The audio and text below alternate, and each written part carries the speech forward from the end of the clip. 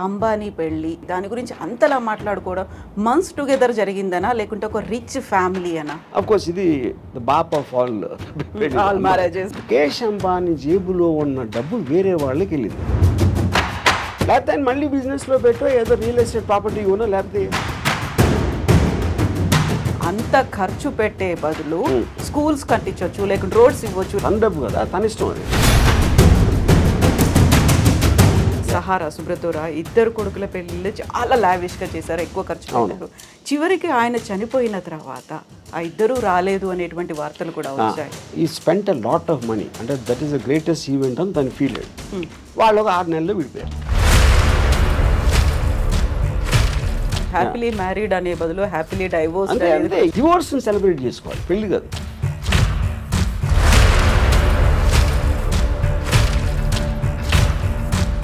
పెళ్ళికి ఎవరైనా గెస్ట్లు వస్తే వాళ్ళకి గిఫ్ట్లు ఇవ్వడమో లేకుంటే రిటర్న్ గిఫ్ట్స్ ఉంటాయి. ఇందులో మాత్రం పేమెంట్ మోడ్ అనేది కనిపించింది అనేది. నాగ చైతన్య శోభిత మ్యారేజ్కి సంబంధించి కూడా ఎన్ని స్పెక్యులేషన్స్, అంటే వీళ్ళిద్దరి వల్లే సమంత కూడా విడాకులు తీసుకొని పోయింది, తను దూరం అవడానికి కూడా శోభితనే కారణం, ముందు నుంచి కూడా వీళ్ళకి రిలేషన్స్ ఉన్నాయి అనేది. బోర్ కొట్టే మనిషి ఇష్యూ అనేది కేవలం ముగ్గురికి సంబంధించింది. నాగార్జున గారు మీకు చాలా క్లోజ్, పెళ్ళికి పిలిచారనుకోండి వెళ్తారా? పెళ్ళిళ్ళకి చావులకి ఎప్పుడు వెళ్ళాం. స్ట్రాంగ్ స్టేట్మెంట్ కదా. అది నా ఫీలింగ్. శ్రీదేవి గారి మీద ఏదైనా బయోగ్రఫీ తీయాలి అంటే want her to what if end stage Ramu garu ఎలా ఉండాలనుకుంటున్నారు, ఏం జరగాలి, ఎలా ఉంటే బాగుంటుందని? I will see the most least painful death ఏంటి అనేది. మీరే చచ్చిపోతాను అంటే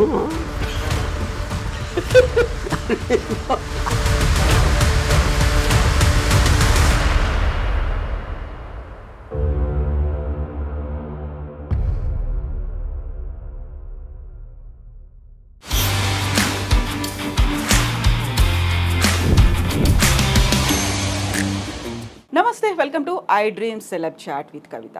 ఈ మధ్య ప్రముఖుల ఇళ్లలో జరుగుతున్నటువంటి పెళ్లిళ్ళ గురించి ఎందుకని అంతలా మాట్లాడుకుంటున్నారు? వార్తల కంటే కూడా ఎక్కువగా భిన్నాభిప్రాయాలు ఎందుకని వ్యక్తం అవుతున్నాయి? అసలు పెళ్లిళ్ళ గురించి మాట్లాడుకోవాల్సినటువంటి అవసరం ఏముంది? మనతో పాటుగా ఉన్నారు RGV. Hello sir. Hi. So ఎందుకని ఇంత తీవ్రంగా అంబానీ పెళ్ళి వాళ్ళ ఇంట్లో జరుగుతోంది, దాని గురించి అంతలా మాట్లాడుకోవడం మంత్స్ టుగెదర్ జరిగిందనా లేకుంటే ఒక రిచ్ ఫ్యామిలీ అనా? అది ఆబ్వియస్. అంటే ఒక పాయింట్ ఏంటంటే మనకు అసలు ఊహించని విధంగా పెళ్ళిళ్ళు అంటేనే ఖర్చుతో కూడిన వ్యవహారం. ఎంత చిన్న పేదవాడైనా మ్యాక్సిమం వాళ్ళు ఖర్చు పెట్టేది పెళ్ళిలోనే ఖర్చు పెడతారు.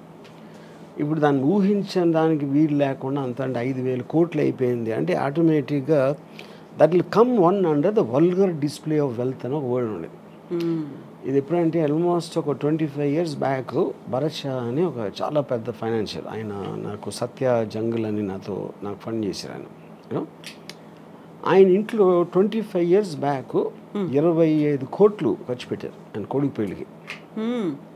యూనో ఇప్పుడు చాలామంది అప్పుడు పేపర్లో కూడా రాసేవారు, అసలు ఏంటి ఏమనుకుంటున్నారు పెళ్ళికి ఎంత ఖర్చు పెట్టడం అంటే. ఎలా ఉంటుందంటే మీ పేదరికాన్ని ఎత్తి చూపినట్టు ఉంటుంది.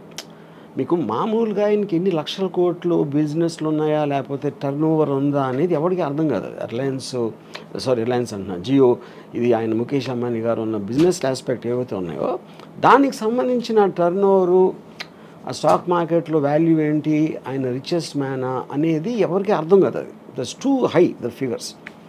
పెళ్ళికి ఎంత ఖర్చు పెడుతున్నారు అనేది అప్పుడు మనం కూడా పెళ్లి చేస్తాం. మనం బిజినెస్ నడపట్లేదు కదా, మనకు తెలియదు, మన కంపారిజన్ ఉండదు. మన ఇంట్లో పెళ్లి జరుగుతుంది, అమ్మాయి ఇంట్లో పెళ్లి జరుగుతుంది, దానికి దీనికి డిఫరెన్స్ అంటే మీరు అత్యంత పేదవాడిగా అనిపిస్తారు మీకు. ఎందుకంటే కంపారిజన్ ఆస్పెక్ట్లో అది more than anything else. So నేను చూసిన 3 అంటే భరత్ షా కొడుకు పెళ్ళి ఒకటి, దాని తర్వాత ఒక 10 years, దాని తర్వాత సుబ్రతోరాయ్ సారా ఇంట్లో పెళ్ళింది.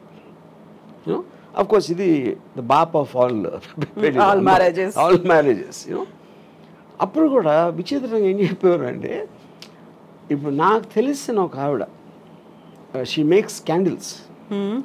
సో సారాషి పెళ్ళి విషయంలో 3 కోట్లు తను ఒక్క బిల్లు వచ్చింది. క్యాండిల్స్ కూడా తను ఒక్కదే చేయాల, చాలామంది చేశారు. అంటే అది 7-8 రోజులు అలా అయింది పెళ్ళి. అది క్యాండిల్స్కి 3 కోట్లు అంటే అసలు మనకి ఎక్కడున్నాం మనం కూడా కాదు, ఎక్కడా లేవు. అది నా పాయింట్. సో ఇప్పుడు ఏంటంటే వల్గర్ డిస్ప్లే ఆఫ్ వెల్త్ అనేది ఆ టర్మ్ ఎప్పటి నుంచో ఉంది, it's not a new term. అంటే మీరు నా దగ్గర నీకన్నా చాలా ఎక్కువ ఉందని చూపించటానికి ఒక సందర్భం క్రియేట్ చేసి, లేకపోతే మీరు ఏదో పేరెంటర్ కానీ మీరు రోజు వెళ్ళి ముఖేష్ అంబానీ ఇంట్లో కూర్చోరు, ఆయన ఏం చేస్తున్నాడో తెలియదు. ఆయన పెళ్లి చేస్తున్నాడు కాబట్టి ఇమేజెస్ బయటకు వస్తాయి, దానికి సంబంధించిన వార్తలు అన్నీ. ఇప్పుడు కానీ దీంట్లో ఎవరికి అర్థం కాదు ఏంటంటే, దీంట్లో ఒకవైపు నుంచి అన్ని కోట్లు ఖర్చు పెట్టి ఇంత పేద దేశంలో ఇంతమంది తినటానికి తిండి లేదు, ఇంతమందికి అసలు ఇల్లు లేదు ఉండటానికి, మెజారిటీ వాళ్ళు అలా ఉన్నప్పుడు పెళ్లి కోసం 5,000 కోట్లు ఖర్చు పెడతారా అనేది ఒకటి రావచ్చు. సేమ్ థింగ్ భరత్ భాయ్ అప్పుడు కూడా వచ్చింది. అప్పుడు భరత్ భాయ్ నాకు చాలా ఇంట్రెస్టింగ్ ఇది చెప్పారు. ఫస్ట్ టైం నాకు డబ్బు అనేది ఏంటని అప్పుడు అర్థమైంది నాకు. తను ఏమన్నారంటే, ఖర్చు పెట్టడం అంటే ఏంటి అసలు అర్థం? ఖర్చు పెట్టడం అంటే నా దగ్గర ఉన్న డబ్బు నా కొడుకు పెళ్లి సందర్భంగా ఆనందంతో నేను వేరే వాళ్ళకి ఇచ్చేస్తున్నా, అది దానం కిందకు వస్తుంది అన్నాడు. దుబారా ఖర్చు కాదు. ఎందుకంటే అదే 25 కోట్లు నేను ఒక ల్యాండ్ కొనుక్కుంటే ఎవరికి ప్రాబ్లం లేదు, ఆ ల్యాండ్ వాల్యూ 1000 కోట్లు అవ్వచ్చు 25 ఏళ్ళకి. కానీ అప్పుడున్న 25 కోట్లు నేను వేరే వాళ్ళకి ఇచ్చింది, ఎవరికి ఇస్తారు? ఖర్చు అంటే ఏంటి అసలు మీనింగు? వర్కర్స్కి ఏదో ఆభరణాలు చేశారు, ఏదో చేశారు, గెస్ట్లను పిలిచారు, తిండి పెట్టారు, ఇది చేశారు, ఇలాంటివి అన్నీ కలిపే కదా. అంటే ముఖేష్ అంబానీ జేబులో ఉన్న డబ్బు వేరే వాళ్ళకి వెళ్ళింది. అంటే అది యాక్చువల్గా మెచ్చుకోవాల్సిన విషయం ఇన్ వే. లేకపోతే ఆయన మళ్ళీ బిజినెస్లో పెట్టో ఏదో రియల్ ఎస్టేట్ ప్రాపర్టీ కొనో లేకపోతే ఏదో కొని ఇంకా ఎక్కువ అవుతుంది అంతే. అందుకని సర్క్యులేట్ అవుతుంది అది యాక్చువల్గా that is the whole point. So ఇప్పుడు డబ్బులు ఎప్పుడు పోవు, ఒక్క జేబు నుంచి ఇంకో జేబుకి మారుతాయి. ఒక చిన్న ఎగ్జాంపుల్, చాలామంది చిన్న ప్రొడ్యూసర్లు వచ్చి లేకపోతే ప్రొడ్యూసర్ ఎంత డబ్బులు పోగొట్టుకుంటారు అనుకుంటారు. ఎంత పోగొట్టుకుంటారంటే గాల్లో వెళ్ళిపోలేదు కదా, ఏం కాలిపోలేదు, వేరే జేబులోకి వెళ్ళి అతని దగ్గర ఉన్నాయి. అతను ఏదో ఒక విజన్తో వచ్చాడు, ఆ విజన్ కోసం పని చేయడానికి ఎంతో 100 మందికో 200 మందికో డబ్బులు ఇచ్చాడు అందరికీ. వాళ్ళందరూ పని చేశారు, ఆ విజన్ ఫెయిల్ అయింది ఒకడే, అది మిగతా వాళ్ళ దగ్గరికి వెళ్ళింది. That is what is called distribution of wealth, redistribution of wealth వస్తుంది అది concept. So coming back to the marriage, ఇది ఇప్పుడు మీరు ఒక స్పెక్టికల్ క్రియేట్ చేశారు. పెళ్ళి అంటే ఇదిరా అసలు ఏషియాలో ఇప్పుడు maybe I don't know the world, అంటే ఈ షేక్లీలో చేస్తుంటారు నాకు తెలీదు. But this must be the most expensive marriage apart from ఈ కింగ్స్ క్వీన్స్ అలాంటి దగ్గర ఉందేమో నాకు తెలియదు. మోడర్న్ హిస్టరీలో this must be the most expensive. కానీ మోస్ట్ ఎక్స్పెన్సివ్ అన్నది నేను ఇందాక ఎగ్జాంపుల్ ఇచ్చినట్టు 5,000 కోట్లు ఆయన దానం ఇచ్చాడు, అది ఆయన చేసింది. అయితే మీరు దీన్ని ఈ రకంగా దానం అన్నప్పటికీ కూడా అంత ఖర్చు పెట్టే బదులు స్కూల్స్ కట్టించవచ్చు, లేకుంటే రోడ్స్ ఇవ్వచ్చు, లేకుంటే విలేజ్ డెవలప్మెంట్ అదే నా point. Every one has their own way of doing that, you know. వాళ్ళ దాంట్లో ఇప్పుడు దానం అనేది ఒకే రకంగా చేయాలని లేదు కదా. మనం అనుకునే స్కూల్ కట్టించారా, టెంపుల్ కట్టించారా, లేకపోతే ఎవరో వికలాంగులకి ఏదైనా ఇచ్చారా అనేది అవి కూడా అది అంటే. కానీ తన ఉద్దేశం, నా పాయింట్ తన డబ్బు వేరే దగ్గరికి వెళ్ళింది అనేది పాయింట్. కానీ ఏ విధంగా వెళ్ళింది అనేది ఎవరు చెప్పగలుగుతారు? ఏ విధంగా వెళ్ళాలి అని మీరు నిర్ధారించలేరు కదా, తన డబ్బు కదా, తన ఇష్టం అది. ఇప్పుడు మీరు చెప్పిన ఒక ఎగ్జాంపుల్లో సహారా, సుబ్రతోరా ఇద్దరు కొడుకుల పెళ్ళిళ్ళు చాలా లావిష్గా చేశారు, ఎక్కువ ఖర్చు పెట్టారు. చివరికి ఆయన చనిపోయిన తర్వాత ఆ ఇద్దరు రాలేదు అనేటువంటి వార్తలు కూడా వచ్చాయి. ఇది ఇప్పుడు ఇక్కడ ఈ ఆస్పెక్ట్లో ఒకటి చెప్తాను నేను. పెళ్ళి అనేది ఒక ఈవెంట్, ఒక ఫెస్టివల్ లాంటిది.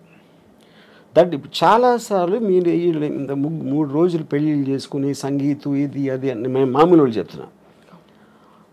ఆ పెళ్ళి చేసిన తర్వాత మ్యాక్సిమం అంటే నాకు తెలిసిన నాకు దగ్గర పర్సన్ తన కొడుకు పెళ్లి చేసాడు, he spent a lot of money, అంటే that is the greatest event అని తను ఫీల్ అయ్యాడు. వాళ్ళు ఒక 6 నెలల్లో విడిపోయారు. అప్పుడు ఎవరు అర్థమైనట్టు? ఖర్చు పెట్టినోడు అర్థమైనట్టు, అంతే కదా. యూనో ఇప్పుడు ఇక్కడేంటి, ఒక పాయింట్ ఏమో చాలా ఘనంగా చెయ్యాలి అని వాళ్ళ ఐడెంటిటీ కోసం, లేకపోతే వాళ్ళు ఫెయిల్యూర్గా ఫీల్ అయిపోతారు. ఇది పేరెంట్స్ చాలా ఘనంగా చేయలేకపోతే పెళ్ళి, ప్రెస్టీజ్ దానికోసం ఎంతో కష్టపడి అప్పు సప్పు ఏదో లేకపోతే వాళ్ళ ఆస్తులు అమ్ముకుని చేస్తారు. కానీ ఆ రోజు అయిపోయిన తర్వాత నెక్స్ట్ డే రేపు మీరు ఆ పెళ్ళి అలంకారాలను అయిపోయి మామూలు మనుషులే కదా మళ్ళీ వాళ్ళు కొన్ని గొడవలు మామూలే. మళ్ళీ పెద్ద కొట్టుకుంటూ వచ్చినప్పుడు పెళ్లి వల్ల చేసామని ఆవిడ అనుకో, అది పెళ్ళి మర్చిపోయారు, రాత్ గయి బాత్ గయి అయిపోయింది, ఆ రోజుతోనే అయిపోయింది అది. సో దాని తర్వాత వచ్చే ఏ ఆస్పెక్ట్ అయినా కూడా you can't control it. So అప్పుడు అది రిడిక్యులస్ అండి. అందుకని నేనేమన్నానంటే డివోర్స్ని సెలబ్రేట్ చేసుకోవాలి, పెళ్ళి కాదు. ఎందుకంటే పెళ్ళి అనేది మీరు ఒక అన్నోన్ టెరిటరీలోకి వెళ్తున్నారు, అంటే ఆల్మోస్ట్ జైలు లాంటిది, అది నిబంధనలు ఉంటాయి. మీరు అంతకుముందు ఉన్నంత ఫ్రీగా ఉండలేరు. అంతకుముందు ఉన్న అన్నీ తనేమనుకుంటుంది, ఆడేమనుకుంటాడు, వాళ్ళ అత్తమామలు ఏమనుకుంటారు, ఇలాంటి రకరకాల ఆస్పెక్ట్స్లో మీకు ఒక ప్రెషర్ బిల్డప్ అయ్యి ఒకసారి డివోర్స్ అయిపోతుంది. డివోర్స్ అయినప్పుడు ఏంటి, మీరు మళ్ళీ జైలు నుంచి బయటకు వచ్చేసినట్టు. That is more cause for celebration అన్నది. ఇది ఒక స్టూపిడ్గా పెళ్ళిని సెలబ్రేట్ చేసుకుంటారు అందరూ.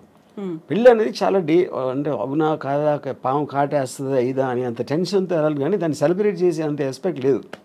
ఎస్పెషలీ మీరు డివోర్స్ రేట్ ఎంత పెరిగిపోతున్న రోజులో, ఆల్మోస్ట్ 60-70% వెళ్తుందని మొన్న ఎవరు చెప్పారు నాకు. So which means the institution it self is failing. అలాంటి సందర్భంలో మీరు అదొక పెద్ద మీ జీవితంలో జరిగిన ఘనకార్యం లాగా ఫీల్ అయిపోయి పెళ్లి చేసుకుంటాం అనేది నా దృష్టిలో చాలా స్టూపిడ్. అది ఇలా ఇంత ఇదిగా ఈ మధ్య కాలంలో అలాంటి ట్రెండ్ కూడా కనిపిస్తుంది. హ్యాపీలీ మ్యారీడ్ అనే బదులు హ్యాపీలీ డైవోర్స్ అంతే. అంతే ఈ మధ్య కాలం ఎప్పుడు అంతే. ఇప్పుడు నేను నా డివోర్స్ అయ్యి ఆల్మోస్ట్ 25 years పైన. కాకుండా మీకు సంబంధించి కూడా ఒక క్వశ్చన్ వచ్చింది కదా, మీరు హ్యాపీగా మ్యారేజ్ చేసుకున్నారు, 25 yearsకి పెళ్లి చేసుకున్నారు, ఆ టైంలో అనుభవించాల్సింది, ఒక ఫ్యామిలీని రన్ చేయాల్సింది అంతా చేసిన తర్వాత ఇప్పుడు డైవోర్స్ తీసుకొని ఇప్పుడు మాట్లాడడం హ్యాపీగా రన్ చేసిన ఎవరు సపోజ్ చేస్తున్నారు? See, when you're taking a decision, you don't know the result. నేను సినిమా తీసినప్పుడు అది ఫ్లాప్ అవుతుందని నాకు తెలియదు కదా. సినిమా తీసినప్పుడు బాగుంటుందా అనుకుని తీస్తా, అది ఫ్లాప్ ఎప్పుడు అవుతుంది, రిలీజ్ అయ్యాక. సో పెళ్ళి బాగుంటుందని పెళ్ళికి ముందు అనుకుంటాం, పెళ్ళి ఫ్లాప్ అయిన తర్వాత ఇంకా పెళ్ళి హ్యాపీగా ఉంటుంది. బట్ అందరి ఎక్స్పీరియన్సెస్ ఒకలా ఉండవు కదా. ఒకలా ఉండవు. Of course that I'm not generalising this, but the amount of people, number of people in today's times especially, అప్పుడు లేదని కాదు, అప్పుడు ఉంది, డివోర్స్ అనేది కొత్తది ఏమి కాదు, you know it is rising much more, which basically for the reasons maybe the women, అంటే ప్రతి మనిషి ఒక ఇండిపెండెన్స్ కోరుకుంటాడు. ఇంకొకళ్ళ కోసం వాళ్ళ కోరికలు కానీ వాళ్ళు చేయాలనుకుంటున్నాయి జడ్జిమెంటల్గా అవ్వటానికి ఎవరు ఇష్టపడరు. మ్యారేజ్లో అది కంపల్సరీ అయిపోతుంది. నా భార్య ఎలా ఉండాలి, నా భర్త ఎలా ఉండాలి, ఎందుకు నన్ను సినిమాకి తీసుకెళ్ళట్లేదు, ఎందుకు అది కాన్స్టెంట్గా ఒక పర్సన్ మీద మీ హ్యాపీనెస్ని వదులుతున్నారు మీరు. ఆ ప్రెషర్ తట్టుకోలేక it will lead to the divorce finally, which will be the most common reason, incompatibility. Divorce అనేది అరేంజ్డ్ మ్యారేజ్లో కనిపిస్తుందా, లవ్ మ్యారేజ్లో? లవ్ మ్యారేజ్లో ఎక్కువ అవటం ఛాన్స్ ఉంది డివోర్స్. దానికి కారణం ఏంటంటే లవ్లో ఎక్స్పెక్టేషన్స్ ఎక్కువ ఉంటాయి. ఇప్పుడు పెళ్ళికి ముందు నువ్వు లేకపోతే నేను బతకలేను, నువ్వే నా జీవితం, ఇలాంటి డైలాగ్స్ అన్నీ వాడతాడు. అది నిజంగా అతను ఫీల్ అవ్వచ్చు కూడా ఆ టైంలో, బట్ తర్వాత ఇంటెన్సిటీని మీరు కంటిన్యూ చేయటం అనేది చాలా ప్రాబ్లం అవుతుంది అదే డిగ్రీలో. So you start taking each other అనే గ్రాంటెడ్ లెవెల్లో. అప్పుడు అమ్మాయి విల్ ఫీల్ బిట్రేడ్, అప్పుడు అలా అన్నాడు ఇప్పుడు ఇలా చేస్తున్నాడు అనేది. Similar it can be the reverse, what ever అమ్మాయి అప్పుడేముంది ఏంటి, what ever it is, you know. Now that is a separate topic, no? So ఆ టర్మ్స్లో మ్యారేజ్ అనేది బ్రేక్ అవ్వటానికి ఎక్కువ ఛాన్సెస్ ఉందని మనకు అర్థమైనప్పుడు, more than majority of the కేసెస్లో, అప్పుడు పెళ్ళి అనే ఇన్స్టిట్యూషన్ ఇంత పెద్ద సీన్ చేయటం అనేది నాకు యూనో. నా ఆనెస్ట్ ఫీలింగ్ ఏంటంటే, ఇప్పుడు అంటే Ambani is an exceptionally rich person, and దాన్ని మనం we cannot do it as a bench mark for otherwise marriages. నా పర్సనల్ ఫీలింగ్లో పెళ్ళికైన ఖర్చు మొత్తం కూడా వీళ్ళకి ఇచ్చేయాలి, ఎవరైతే పెళ్లి చేసుకుంటున్నారో, whatever they can raise. వాళ్ళు దాంతో వ్యాపారం చేసుకుంటారా, అనుభవిస్తారా, హాలిడేకి వెళ్తారా, అది వాళ్ళు ఖర్చు పెట్టాలి. కానీ అడ్డదడ్డంగా లేనిపోవడం అందరు పెట్టి వాళ్ళకి భోజనాలు పెట్టేసి అది చేసి డెకరేషన్లు చేసి వేరే వాళ్ళ మీద వేస్ట్ చేయటం అనేది I feel it's a mistake. ఇప్పుడు అంబానీలు అనంత్ అంబానీ పెళ్ళైన తర్వాత బోల్డ్ అంతమంది ఫారెన్ సెలబ్రిటీస్ సింగర్స్ వాళ్ళందరికి వచ్చారు. అక్కడ ఒక కండిషన్ పెట్టారు, మన ఇండియన్ అటైర్, ఇండియన్ ట్రెడిషనల్ డ్రెస్లో కనిపించాలని. సో దట్ వీళ్ళు అంబానీ ఫ్యామిలీ అంతా మన ట్రెడిషన్ని, మన కల్చర్ని విశ్వవ్యాప్తం చేస్తున్నారు, అందరికీ మన విలువను గొప్పతనాన్ని చెప్తున్నారు అనేటువంటి ఒక కాన్సెప్ట్ కూడా కనిపించింది అక్కడ. అలా వాదించే వాళ్ళకి అంటే ఇప్పుడు అది మీకున్న పవర్ మీరు ఎగ్జిబిట్ చేస్తున్నారు. మా దానికి రావంటే మీరు ఏ ఫెస్టివల్కి పిలిచినా ఎక్కడ పిలిచినా always they will call about attire. ఎలాంటి డ్రెస్ చేసుకుని రావాలి, దాని పర్టికులర్ దానికి సూట్ అవ్వడానికి. అంటే ఇప్పుడు జస్టిన్ బీబర్ని లేకపోతే ఎవరినో ఇండియన్ అటైర్ చేస్తే అది అయిపోయిందా? అది it's a part of the payment process. మీకు ఎంత డబ్బు ఇస్తాం, మా దగ్గరకు వచ్చి ఇది చేయాలి, ఈ బట్టలు వేసుకోవాలి, ఇలాంటివి చెప్తే చేస్తారు. Which is the reason they are hide for. Like film actor, ఒక యాక్టర్ యాక్ట్ చేసిన మాత్రాన అదే అతనే క్యారెక్టర్ అవ్వడు కదా. So I think it is just ఏంటి ఏదో చెప్పుకోవటానికి అది ఉంటుంది. మీరు అలా చేసుకుని రివర్స్ చూస్తే ఇండియన్ అటైర్ అంత ఎక్కువ అంటే సెలబ్రిటీలు ఎవరు ఇండియన్ అటైర్ వేసుకుంటారు అసలు? వాళ్ళు మొత్తం యూత్ అంతా ఎవరు ఫాలో అవుతున్నారు? వెస్ట్రన్ ఫ్యాషన్ ఫాలో అవుతారు. అవును, ఇండియన్ అటైర్ వేసుకుంటారా? So that doesn't become a bench mark, that doesn't become a ఒక రోల్ మోడల్ అవ్వటానికి ఛాన్స్ లేదు. సో పెళ్ళికి ఎవరైనా గెస్ట్లు వస్తే వాళ్ళకి గిఫ్ట్లు ఇవ్వడమో లేకుంటే రిటర్న్ గిఫ్ట్స్ ఉంటాయి. ఇందులో మాత్రం పేమెంట్ మోడ్ అనేది కనిపించింది అనేది. సో 1000 కోట్లు దీనికోసం కూడా ఖర్చు పెట్టారు. ఊరికే రాలేదా గెస్ట్లు అందరూ అంటే నాకు అర్థం కదా, ఎలాబరేట్ చేయండి. సో ఇప్పుడు మీరు అన్న జస్టిన్ బీబర్ కావచ్చు, లేకుంటే బాలీవుడ్ సెలబ్రిటీస్ కావచ్చు, ఎవరికైనా కానీ వీళ్ళే డబ్బులు ఇచ్చారు. అంటే that is a very usual thing. అది నాట్ అబౌట్ అంబానీస్ మ్యారేజ్. మీరు ఏ పెళ్ళిళ్ళకి, బర్త్డే పార్టీలకి లేకపోతే ఈవెంట్స్కి మీరు సెలబ్రిటీని పిలిచినప్పుడు you will have to pay money. అది బిజినెస్సే కదా. For example Sunny Leone charges 25 lakhs to ఒక బర్త్డే పార్టీకి అటెండ్ అవడానికి తను 25 lakhs తీసుకుంటుంది. వాడేం చెప్తాడు, నా బర్త్డేకి సన్నీ లియోన్ వచ్చిందని చెప్పుకోవటానికి కడుతున్నాడు. లేకపోతే వేరే వాళ్ళకి ఎందుకు ఇస్తాడు? సో సెలబ్రిటీ స్టేటస్ని మీ పరపతిని పెంచుకోవడానికి మీరు బయట ప్రగల్భాలు చెప్పుకోవడానికి డబ్బులు కట్టాల్సి వస్తుంది కదా. మార్కెటింగ్ మీ దగ్గర ఉన్నాయి. ఇప్పుడు 5,000 కోట్లు చాలా ఎక్కువ డబ్బు అనిపిస్తుంది, కానీ 50 లక్షల కోట్లు ఉంటే 5,000 ఏంటి చిల్లర అది. అప్పుడు వాళ్ళ తాహతు బట్టి ఖర్చు పెడతారు. ఇప్పుడు మామూలు చాలా మందికి తాహతు ఉండకపోవచ్చు, అలా అప్పులు చేసి ఖర్చు పెడతారు. ఎందుకు ఖర్చు పెడతారు? అది లేకపోతే సమాజం సరిగ్గా చూడదేమో, మా పిల్లలేమో మా పెళ్ళి కూడా చేయలేకపోయేవా అని అంటారని ఆ ప్రెషర్ తోటి ఖర్చు పెడతారు. ఆర్జీవి గారికి ఇన్విటేషన్ వచ్చిందా? అమ్మాని దానిక రాలేదు. నేను అసలు నాకు ఏ పెళ్ళికి నాకు ఇన్విటేషన్ రాదు, ఎందుకంటే నేను అసలు పెళ్ళికి వెళ్ళాలని అందరికీ తెలుసు. బట్ గతంలో ఒక ఇంటర్వ్యూ చూసాను, అంబానీలు అంటే ఆ గౌరవం, వాళ్ళ లైఫ్ స్టైల్ కావచ్చు, లేకుంటే వాళ్ళు మార్కెట్ చేసే పద్ధతి, వాళ్ళు ఎంప్లాయ్మెంట్ ఇవ్వడము అనేది, సో అదే ఆరాధన అదే కంటిన్యూ అవుతుందా ఇప్పటికి కూడా? ఇది ఎవరికి? ఆర్జీవి గారికి. అంబానీ అంటే ఎనీబడి హూ సక్సెస్ఫుల్ నేను ఆరాధిస్తానండి. అంటే ఏ ఫీల్డ్ అయినా సరే, including whatever Ambani does, you know. So నేను చాలాసార్లు చెప్పింది ఏంటంటే, డబ్బులు సంపాదించినోడు is a better person than డబ్బు లేనోడు కన్నా. అంతేగాని పేదవాళ్ళు అని నేను అనుకోను. పేదవాళ్ళు failures, rich people successful people. Any దాంట్లో సక్సెస్ అయినప్పుడు వాళ్ళని we have to look at them from a low angle. Same thing continue అవుతుంది. సో ఇప్పుడు పెళ్ళి, ఆ తర్వాత విడాకులు, వీటన్నిటి గురించి మాట్లాడుకున్నప్పుడు గతంలో మీరు ఒక ట్వీట్ చేశారు, రీమ్యారేజ్కి సంబంధించి. ఒకసారి బయటపడ్డ తర్వాత మళ్ళీ దాన్ని సెలబ్రేట్ చేసుకోకుండా ఎందుకు పెళ్లి చేసుకొని అవసరం వచ్చింది, బుద్ధి లేదా అన్నట్టుగా మీరు ప్రశ్నించారు. I don't know the exact tweet, నేనేం పెట్టాను, నా కాంటెక్స్ట్ నాకు తెలియదు. కానీ ద పాయింట్ ఈస్, మీరు ఒకసారి తప్పు చేసి మళ్ళీ చేస్తారనుకుంటే మీ కర్మ అన్నట్టు ఏదో పెట్టుంటుంది. I'm not sure. కానీ ఇంకోటి ఏంటంటే, ఆబ్వియస్లీ మీకు సెకండ్ మ్యారేజ్ అంటే పర్సన్ మారుతారు కదా. పర్సన్ మారినప్పుడు ఈసారి బాగానే ఉంటుందేమో అని మళ్ళీ చేసుకుంటారు, మళ్ళీ ఏదో అవుతుంది. ఎందుకంటే problem is not with the person, అది ఇన్స్టిట్యూషన్లో ప్రాబ్లం ఉంది. అది ఇద్దరిని కలిపి ఒక చోట ఉండాలి, కొన్ని నిబంధనలను, భార్యాభర్తలు కాబట్టి ఇలా ఉండాలి అనే నిబంధనల నుంచి వచ్చిన సిస్టంలో ప్రాబ్లం ఉంది. It is not the people. So వ్యవస్థలో ప్రాబ్లం ఉందా? పెట్టేటువంటి వ్యవస్థలో, ఓన్లీ వ్యవస్థ పెడుతున్న marriage institution is itself fundamentally flawed. So ముహూర్తాల బలం, ముహూర్తాల్లో కూడా ప్రాబ్లం ఉంది కాబట్టి అని సరికొత్త వాదన ఈ మధ్య కాలంలో వస్తుంది. సో వాళ్ళ రాశులు జన్మ నక్షత్రాలు ముహూర్తాలు నమ్మటం అనేది ఇట్స్ ఏ సూపర్స్టిషన్ ఆస్పెక్ట్ అది. So there is no scientific backing to it. So అప్పుడు దేవుని నమ్మటం, మూఢనమ్మకాలు నమ్మటం, ముహూర్తాలు నమ్మటం అవన్నీ కూడా ఒకే కేటగిరీలో వస్తాయి. That depends on person to person. So ఇప్పుడు సరికొత్తగా నాగ చైతన్య అండ్ శోభితాకి సంబంధించి ఎంగేజ్మెంట్ తర్వాత వస్తున్నటువంటి ఆస్ట్రాలజర్స్ వీడియోలు అవి పెడుతున్నారు. మళ్ళీ వీడు విడాకులు తీసుకుంటారు, అప్పుడు సమంతతో ఏమైందో ఇప్పుడు అదే అవుతోంది. ఇలాంటి వాటన్నిటిని ఎలా చూస్తారు మీరు? నేను అదే చెప్తున్నా. ఇప్పుడు ప్రతి ఒక్కరికి 2 bit ఆఫ్ ఫేమ్ కావాలి. సెలబ్రిటీస్ గురించి వాళ్ళు చేస్తున్న దాని గురించి మాట్లాడితే మనకి వ్యూస్ వస్తాయి. ఇప్పుడు ఇలా మీడియాలో మీరు క్వశ్చన్ ఎందుకు అడుగుతున్నారు, అలాంటి టాపిక్ అతను లేపాడు కాబట్టి, అతను అది లేపాడు కాబట్టి మీరు అడుగుతున్నా, అది తనకు కావాల్సింది కూడా అదే. ఇప్పుడు దీంట్లో ముహూర్తాల ఇది ఏదైనా అవుతుందా అవ్వదా అనే దాంట్లో విన్నోళ్ళు కొంతమంది నమ్ముతారు, కొంతమంది నమ్మరు, కొంతమంది ఎంటర్టైన్గా తీసుకుంటారు. సో మన లైఫ్లో ఏం చేసినా అదే finally it comes to entertainment.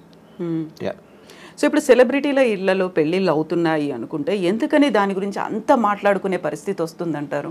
Because their celebrity. అంతకన్నా సింపుల్ ఆన్సర్ ఏముంది? మా పక్కింటి వాడి గురించి చెప్తే ఎవరికి ఉండదు కదా. ఎవరో ఒక స్టారు, ఒక పొలిటికల్ పర్సను, ఏదో ఒక విధంగా చాలామందికి తెలిసిన మనిషి గురించి మాట్లాడితేనే ఎంటర్టైన్మెంట్ వస్తుంది.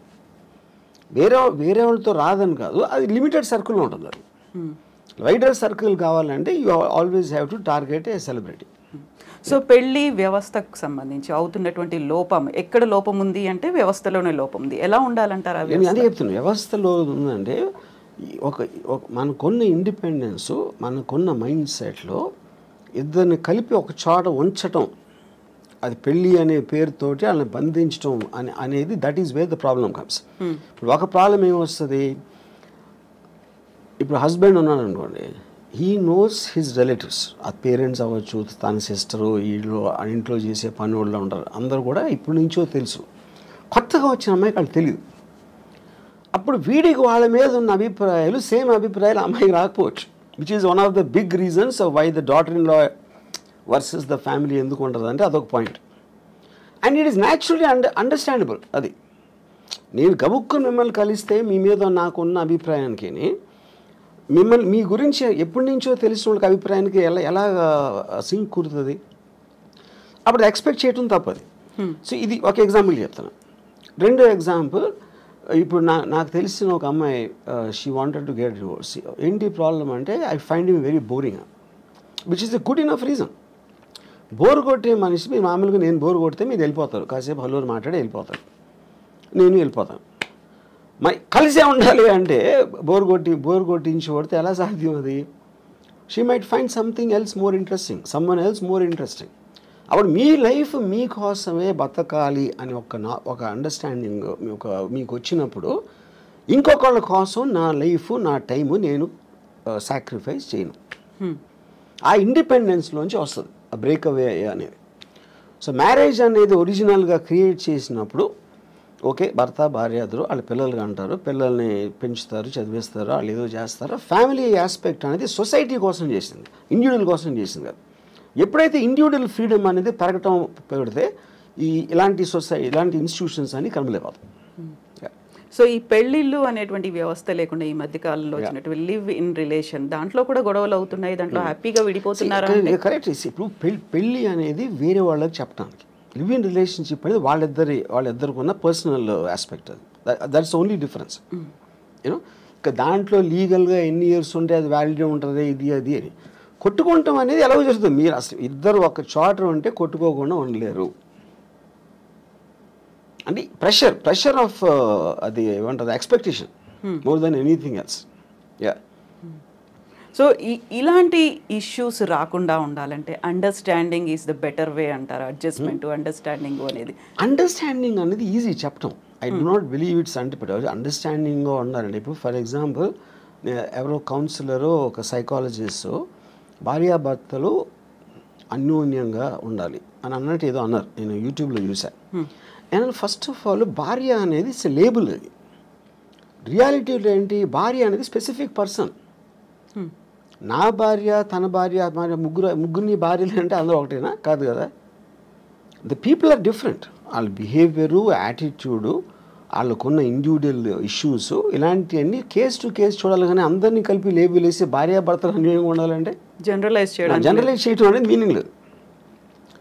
మీ భార్యని బాగా చూసుకో అంటే మీరు చెప్పారనుకోండి, ఇప్పుడు నా భార్య మీ భార్య కాదు, అప్పుడు మీరు ఎలా ఇస్తారు ఆ సలహా? అది ఏమి తెలియకుండా ఇష్యూ అది, you know. So I feel the whole concept of when the entire society in advancement is going towards individual freedom. నా ఇష్టం వచ్చినట్టు నేను బతుకుతాను, నాకు హ్యాపీనెస్ వచ్చింది నేను చేస్తాను అనుకున్న ఎవ్వరూ కూడా they can't be in the relationship unless one person completely compromises. One person completely succumb అయిపోతే ఏదో అట్లీస్ట్ ఓకే అది. సో మనకున్నటువంటి ఒక పర్సన్ కంప్లీట్గా సకంబ్ అవ్వటానికి ఎందుకు సకంబ్ అవ్వాలి నేను వేరే వాళ్ళకి అన్నది కదా. మీ ఫ్రీడమ్ మీకు ఉంది, మీ ఇండిపెండెన్స్ మీకు ఉంది. పాత రోజుల్లో ఏంటి ఫైనాన్షియల్ ఇండిపెండెన్స్ అమ్మాయిలకి లేనప్పుడు ఇంకా చేసేది లేక దే జస్ట్ అంటే ఒక స్లేవ్స్ లాగా ఉండేవారు. నేను ఇప్పుడు రెబెల్ అయినా కూడా నాకు వేరే గతి లేదు అనుకున్నప్పుడు they will bear with what is there for them. Yeah. So అలాంటి పరిస్థితుల్లో అడ్జస్ట్ అయిపోయి ఇంకా బయటకు వచ్చిన నేను బతకలేను అంటే సమాజం నన్నే అంటుంది అనేటువంటి ఒక ఒపీనియన్ కూడా ఉంటుంది ఆ టైంలో.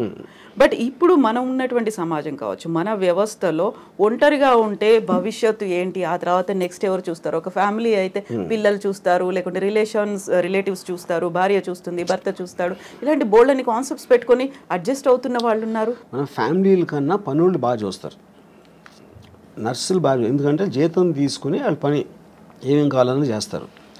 పిల్లలు బాగా చూసుకుంటారా అనేది మనకి ఎప్పుడు Badipantulu cinema black and white డేస్లో వచ్చింది, అక్కడి నుంచి కూడా లేదు, అది ఎవరు నమ్మరు. ఫస్ట్ భార్య బాగా చూసుకోవడం అనేది ఆబ్లిగేషన్ క్రియేట్ అవుతుంది. నేనే అన్నీ చూసుకుంటున్నాను, మీకు ఇన్నాళ్ళకైనా నా వాల్యూ తెలిసిందా అని నష్టపెట్టి చంపేస్తాడు. అప్పుడు ఆ గిల్ట్ ఫీలింగ్ చచ్చిపోతాడు. అసలు అతనికి వచ్చిన వేరే జాబ్ అయితే ఇలాంటి ఆస్పెక్ట్లో. I'm just taking it a little jocular, but నా పాయింట్ ఏంటంటే నేను ముసలోడిని అయినప్పుడు నాకు చూసుకోవటానికి ఎవరో ఒకళ్ళు ఉంటారా అనే రీజన్ తోటి భూమి మీద ఎవడో పెళ్లి చేసుకోడు. ఆ రీజన్ తోటి ఏదో ఎప్పుడో 20, 30, 40 సంవత్సరాల తర్వాత వచ్చే ప్రాబ్లమ్ని దృష్టిలో పెట్టుకొని. ఇప్పుడు ఫ్యామిలీ అంటే ఫ్యామిలీలోనే చాలాసార్లు గొడవలు అవుతాయి, బ్రదర్స్ మధ్యన ఉంటాయి. మనం చెప్పుకొని అనిల్ అంబానీ ధీరుభాయ్ అంబానీ కొట్టుకుని చచ్చిపోయాడు. అప్పుడు ఇంక ఫ్యామిలీ ఏంటి మీనింగు? ఫ్యామిలీలోనే అసలు మీకు మ్యాక్సిమం ప్రాబ్లమ్స్ ఉండేది ఫ్యామిలీ వల్ల, బయట ఉన్న వల్ల ఉండదు. ఫ్యామిలీ వల్ల ఎందుకు ఉంటుందంటే మీకు బాగా తెలుసు అక్కడి నుంచి బిట్రేలు వస్తే మీరు తట్టుకోలేరు, దాని నుంచి ఈ పక్కన మా మదర్ వీళ్ళందరూ సర్ది చెప్పడానికి మొత్తం అన్నీ జరుగుతాయి. అందరు ఫ్యామిలీస్ ఉంటాయి కదా. ఫ్యామిలీ డిస్ప్యూట్స్ ఫ్యామిలీ కోర్ట్స్లో ఉన్నంత రష్ ఎక్కడ ఉండదు. యా. సో ఫ్యామిలీ మీ ప్రాబ్లమ్స్ క్రియేట్ చేస్తుంది అనుకుంటాం కన్నా బుద్ధి తక్కువ పని ఉండదు. అప్పుడు ఏంటి మీకు మిగిలింది? మీ ప్రాబ్లమ్స్ మీరు చూసుకోండి. అది. అయితే ఇక్కడ మనస్తత్వాల వల్ల అభిప్రాయ భేదాలు వస్తున్నాయా, లేకుంటే దేని వల్ల వస్తున్నాయి? అడ్జస్ట్మెంట్ అనేది లేకపోవడం వల్ల? ఇక్కడ పాయింట్ ఏంటంటే మనిషికి ఉన్న ఒక ఈగోలో ఎప్పుడు తనే రైట్ అనుకుంటాడు. తనే రైట్ అని బతకపోతే తనకు పర్సనాలిటీ ఉండదు. అప్పుడు భార్య చేసే దాంట్లో తప్పులు పడటం, అదే భార్యకి భర్త చేసే దాంట్లో తప్పులు, అదేంటి అలా చేశారు, అదేంటి ఇది అంటే కాన్స్టెంట్గా మీరు చేస్తున్న దానికి క్వశ్చన్ చేస్తున్నారు, ఒక ప్రెజర్ పెడుతున్నారు, లేకపోతే తిడుతున్నారు. ఇలాంటివి చేస్తున్నప్పుడు ఆటోమేటిక్గా you want to break away from that kind of any kind of A force. A human being wants to break away from force. ఆ ఫోర్స్ మీరు ఎమోషన్ నుంచి వచ్చిందా, ఫిజికల్గా వచ్చిందా, లేకపోతే సొసైటీ పరంగా వాళ్ళ అంటే చుట్టూ ఉన్న వాళ్ళు ఏమనుకుంటారు, లేకపోతే పేరెంట్స్ ఏమనుకుంటారు, ఇలాంటి రకరకాల ఆస్పెక్ట్స్లోంచి ఆ ప్రెజర్ ఉంటుంది. అది కొంతమంది సకంబ్ అయ్యి ఇంకా చచ్చినట్టు అలా బతికేస్తూ ఉంటారు. చాలామంది ఇష్టం లేకుండా బతుకుతారు, ఇష్టం లేకుండా సంసారం చేస్తారు. అందుకని మీకు పెళ్లి మీద అన్ని జోకులు ఎందుకు ఉంటాయి ఎప్పుడు? Because of that, you know. So ఇప్పుడు మీడియా ఒకటి యాడ్ చేసింది ఈ రాజ్ తరుణ్ విషయంలో. కానీ మొన్న జరిగిన దువ్వాడ శ్రీనివాసు వైసీపీ ఎమ్మెల్సీ ఎవరు, ఇప్పుడేంటి సడన్గా రాంగ్డ్ పార్టీ అనుకుంటే భార్యకి ఏంటి భార్య అనే టైటిల్ వచ్చింది కాబట్టి ఆవిడే రైట్ అనుకుంటారు. నా భర్త వేరే వాళ్ళతో ఉన్నారు అని చెప్పి అక్కడ పిల్లలు కూడా పిల్లలు కూడా ఇన్వాల్వ్ అయ్యి మీడియాకి వస్తున్నారు. And media will love it. ఎందుకంటే పక్క ఇంట్లో వాళ్ళ గొడవలు అంటే మనకు మహాప్రీతి, రసగుల్లా కన్నా బాగుంటుంది వినటానికి అది. సో అప్పుడు ఇక్కడికి వస్తే ఈ ప్రెషర్ ఎంతో కొంత పోలీస్ మీద కూడా ఉంటుంది. ఇప్పుడు దాంట్లో కేసు ఉందా లేదా కూడా తెలియదు. కేసు ఉందా లేదా పెడతారా అసలు దానికి ఏమన్నా ఒక లాజికల్ కంక్లూజన్ వస్తుందా అని లోపల 1 month మీడియాకి టైం పాస్ అయిపోతుంది. దాని తర్వాత ఒక రోజు టక్కని మర్చిపోతారు దాన్ని, ఇంకో కేసు వస్తుంది. I feel that is going to be the నామ్. ఇప్పుడు రాజధాని కేసు ఇన్ఫ్లుయెన్స్ ఎంతో కొంత ఆవిడ తీసుకుని ఉంటారని నా ఫీలింగ్. ఎందుకంటే మీడియాలోకి వస్తే, ఎందుకంటే మీరు ఎవరు చెప్తారు, మా అయితే పక్కింటికి చెప్తారు, మీ పక్క వాళ్ళకి చెప్తారు, వెనకాల మీడియాకి చెప్తే మీకు మొత్తం పబ్లిక్లోకి వెళ్ళిపోతుంది కదా. పబ్లిక్ కూడా ఎంటర్టైన్మెంట్ కోసం, వాళ్ళకి ఎవరి మీద జాలి ఉండదు, ఏమీ ఉండదు. వాళ్ళు చేసుకునే పనులు, వాళ్ళ గొడవల మధ్యలో ఇది కూడా ఒకసారి కొంచెంసేపు యూట్యూబ్లో చూస్తారు, అంతకన్నా ఏం ఉండదు అక్కడ ఎఫెక్ట్. సైకలాజికల్గా వాళ్ళకి మాత్రం ఏదో రాష్ట్రం అంతా తెలిసిపోయింది, అందరూ మన గురించి మాట్లాడుకుంటున్నారు, నాకు వీళ్ళు సపోర్ట్ చేస్తున్నారు, వాళ్ళు సపోర్ట్ చేస్తున్నారని. అదొక కామెడీ డ్రామా బేసిక్గా ఫైనల్గా. సో అక్కడ సింపతియా, జాలియా, లేకుంటే మీరు అన్నట్టుగా కామెడీ డ్రామా, ఇవన్నీ కాకుండా ఉండేటువంటి కొన్ని ఎమోషన్స్ అనేవి ఉంటాయి, ఒక రెస్పాన్సిబిలిటీ అనేది ఉంటుంది. హస్బెండ్ మనకి తెలియటానికి ఛాన్స్ లేదంటున్నా. Everybody has emotions. ఎవరికి ఉండవు ఎమోషన్స్? ఇప్పుడు ఆవిడేమో నేను కారు గుద్దేసి నేను చచ్చిపోతానని ఆవిడ అంటారు, ఇవేమో మెట్ల మీద కూర్చుని ఏడ్ చేసి కూతుర్ని పట్టుకుని ఆయనేమో వాళ్ళకి ఎంత చేశాను అంటాడు. ఇప్పుడు వీళ్ళు ముగ్గురులో ఎవరు కరెక్ట్ అని ఎలా చెప్తారు మీరు? అప్పుడేంటి మీ సోషల్, పెళ్ళి అయింది కాబట్టి భార్య, పెళ్ళి కాలేదు కాబట్టి ఏదో వాట్ ఎవర్ దట్ ఉమెన్, మీరు ఈ లేబుల్స్ పెట్టేసి దాన్ని బట్టి జడ్జ్ చేస్తున్నారు మీరు. How is it right? ఇప్పుడు ఎమోషనల్గా ఒక పాయింట్ వాళ్ళు ఎందుకో కనెక్ట్ అయ్యారు. అప్పుడేంటి పెళ్ళి చేసుకున్నాక ఇంకొక అమ్మాయితో ఉండకూడదు అనేది మారల్ ఇష్యూవా, లీగల్ ఇష్యూవా, సోషల్ ఇష్యూ, ఏం ఇష్యూ అది? అది పర్సనల్ ఇష్యూ యాక్చువల్గా. యూనో పర్సనల్ ఇష్యూలో మరి సొసైటీ వెళ్ళి ఏలు పెడితే అంటే దానికి మీనింగ్ ఏముంది ఇంకప్పుడు? ఇప్పుడు ఆవిడ ఏడుస్తున్నారు, ఇంట్లో ఏం చేస్తున్నారు మనకేం తెలుసు? ఇప్పుడు లావణ్య గారు ఉన్నారు, మీరు 5 చూస్తే 5 డిఫరెంట్ పర్సనాలిటీస్ ఉంటాయి. ఏ పర్సనాలిటీ నిజమైన లావణ్య ఎట్ట తెలుస్తుంది మీకు? యూనో రాజతరుణ్ ఒకటికి తెలుస్తుంది, రాజతరుణ్ ఏంటో ఆ అమ్మాయి ఒకటి. వాళ్ళిద్దరికి తప్పిస్తే బయట ఏమన్నా ఎవ్వరికీ తెలియడానికి ఆస్కారం లేదు. మీరు ఒక ఇంట్లో ఉమ్మడి కుటుంబంలో కూడా బెడ్రూమ్లో భర్తకి భార్యకి ఏం జరుగుతుందని మిగతా ఫ్యామిలీకి తెలియడానికి కూడా ఆస్కారం లేదు. అదంత పర్సనల్ ఇష్యూ అది. సో ఇప్పుడు సరికొత్తగా అడల్టరీ సుప్రీంకోర్టు తీర్పునిచ్చింది, ఇలాంటివన్నీ కూడా యూజ్ చేసుకొని లివింగ్ ఇన్ రిలేషన్, వీటన్నిటి గురించి మాట్లాడి వాదించుకోవడం అనేది కూడా బాగా పెరిగింది కదా. వీటన్నిటిని ఎలా చూస్తారు మరి మీరు? That's what I'm saying. Legal aspect అనేది ఒక పాయింట్ ఏది కరెక్ట్. ఇప్పుడు ఒక వీకర్ సెక్షన్ని మీరు ఎక్స్ప్లాయిట్ చేస్తున్నారు, అది విమెనా లేకపోతే ఎస్సీ ఎస్టీయా whatever. Most of the time courts ఆ రూల్స్ ఫ్రేమ్ చేసి they want to support somebody to strengthen a possibly weak person. ఇప్పుడు కారు వచ్చి స్కూటర్ని గుద్దితే స్కూటర్ ఎవరిది ఎక్కువ తప్పు ఉన్నదానికి వాళ్ళు ఆస్కారం ఎక్కువ ఇస్తారు. సారీ కార్, ఎందుకంటే బలవంతం ఇది కాబట్టి. డబ్బు ఉన్నోడు పేదవాడిని కొడితే ఆయనకు అప్పుడు పేదవాడు డబ్బు ఉన్నోడిని కొట్టాడంటే నమ్మటానికి కొంచెం ఈజీ కాదు. ఎందుకంటే పేదవాడు ఎందుకు కొడతాడు అన్న ఫీలింగ్ ఇల్లు వస్తుంది, బలం వాళ్ళ దగ్గర. కరెక్ట్. అప్పుడేంటి, ఒక అమ్మాయి వెళ్ళి కంప్లైంట్ ఇస్తే నన్ను ఇలా మాలేజ్ చేశారు అని, అది definitely they will believe that more.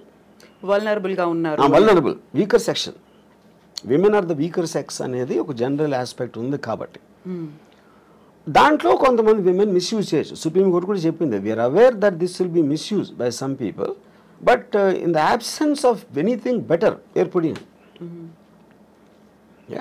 So అది it will be a very complicated issue.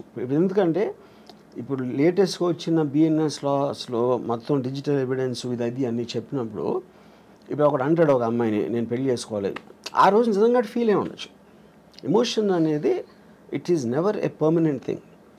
మీకు అప్పుడు ఉన్న మెంటల్ స్టేట్లో ఒక ఫీలింగ్ వస్తుంది, అది వాడికి 2 days అయిపోవచ్చు అది. ఇప్పుడు మీరు అప్పుడు అలా అన్నావు కదా, అన్నందుకే నేను ఆ రోజు నేను ఫిజికల్గా ఇంటిమేట్ అయ్యాను, అది అప్పుడు మోసం చేసినందుకు వస్తుంది అని అంటే అప్పుడు దానికి ఇంక అంతా ఎక్కడ ఉంటుంది? మీరు ఒక బిజినెస్ డీల్ చేశారు, మీకు ఇన్వెస్ట్ చేస్తాను అని చెప్పాడు ఒకడు నాకు. ఆ తర్వాత 3 రోజులు 4 రోజులు అయ్యాక హీ డింట్. ఆ రోజు చెప్పినందుకే నేను ఎలా అయ్యాను, ఇప్పుడు నేను మానసిక స్థాపం వచ్చేసి నేను వెళ్ళి చచ్చిపోతానంటే అది ఇంకా అసలు అవుతుందా ఇంకా ఎనీథింగ్? సో మీరు ఒక విధంగా చూస్తే మీరు అసలు రిలేషన్షిప్స్లోకి వెళ్ళటానికి భయపడే అంత ఇది వచ్చేసింది ఒక విధంగా చూస్తే, ఏది ఈ లాస్ ఇలాంటివి అని. At the same time it is also true that women will be exploited. ఎందుకు? By men. ఇప్పుడు నా ఆల్వేస్ బిలీఫ్ ఏంటంటే man is he pretends love for sex, he gives love, pretend may be not the right word. Women gives sex for in exchange for love. అక్కడ మీకు by నేచర్లోనే ఉంది అదే ఆ differentiation. ఆ natural ఇన్స్టింక్ట్ని curb చేయడానికే మీకు legal system, moral system, social systems వస్తాయి. కానీ ఇందులో ఉన్న ఫ్లా ఏంటంటే ఏది కూడా they don't know the actual things what's happening and how can they be judgemental.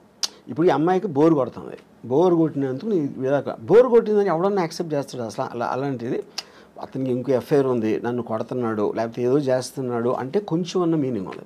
Is boring అంటే why should she live her life with the boring person? తన ఇష్టం కదా. మనమేమో ఒక సలహా ఇచ్చేసి దానికోసం చేయొద్దు అని మన లైఫ్ అయితే ఆ అమ్మాయి అంతా లైఫ్ అంతా బోర్ కొట్టి చచ్చిపోవాలండి. So I think to get in to personal emotional spaces is wrong for any kind of a system. అప్పుడేంటి, ఇలా జరుగుతుందని తెలిసిన దానికి మీరు ఎడ్యుకేట్ చేయాలి. మీకు పెళ్లి చేసుకుంటానని చెప్పి తర్వాత చేయకపోతే అది మీరు కన్సిడరేషన్లోకి తీసుకున్నారా అనే ఎడ్యుకేషన్ అనేది most important. So in other words నేను ఏమంటున్నానంటే ఒక వాట్ డు ఐ సే, ఇప్పుడు మీరు ముందు పెళ్ళి అవ్వక ముందు లేకపోతే సీరియస్ రిలేషన్షిప్ వెళ్ళక ముందు ఇఫ్ యూ టాక్, ఒకవేళ ఇది ఫెయిల్ అయితే, నేను అనుకుని చేయలేకపోతే, మన రిలేషన్షిప్ అనేది బ్రేక్ అయిపోతే ఏంటి అనేది చాలా ఇంపార్టెంట్ క్వశ్చన్ టు డిస్కస్. అది ఎవరు చేయరు, ముందే మాట్లాడుకోవాలి. ముందు చేయరు. అది ఎందుకు చేయరు? అప్పుడు వాళ్ళకున్న మైకంలో అసలు నువ్వు తప్ప నేను లేను అని డ్యూయెట్లు ఊహించుకునే మెంటల్ స్టేట్లో అలాంటి కాన్వర్సేషన్ ఎవరు చేయరు.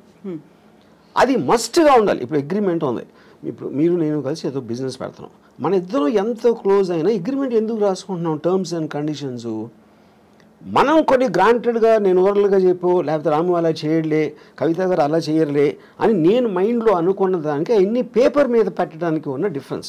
That is why agreement is there. అప్పుడు అగ్రిమెంట్ అనేది బిజినెస్లోనే కాకుండా it's also be in emotional complex. ఎందుకంటే ఇన్స్టిట్యూషన్ అనేది మనకి మ్యారేజ్ ఇన్స్టిట్యూషన్ ఆర్టిఫిషియల్గా వచ్చింది, దట్ ఈస్ నాట్ న్యాచురల్.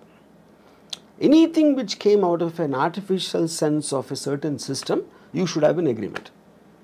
అప్పుడు ఏమంటారు దాన్ని, బ్రీచ్ ఆఫ్ కాంట్రాక్ట్లో ఏ టర్మ్స్లో అయితే నేను ఇక్కడి నుంచి వెళ్ళిపోతాను, ఇవి నేను అనుకుని ఇవి జరగకపోతే లేకపోతే ఇలా జరిగితే వీటన్నిటిలోంచి మాత్రం I will be free to come out అనేది మీరు ముందు మాట్లాడారనుకోండి, అప్పుడు ఆస్పెక్ట్లో అసలు యాక్చువల్గా ఆ మ్యారేజ్ ఎగ్జిస్ట్ అవ్వడానికి ఎక్కువ ఛాన్స్ ఉంది. ఎందుకంటే మీ ఎక్స్చేంజ్ ఆఫ్ థాట్స్ ఎక్కువ ఉంది. ఇప్పుడేంటి, మీరు అనుకుంటున్నారు అలా చేయడు, తను అలా చేయదు, నా కోసం ఏమైనా చేసేస్తుంది అని ఆ నమ్మకాన్ని మీరు ఊహిస్తున్నారు.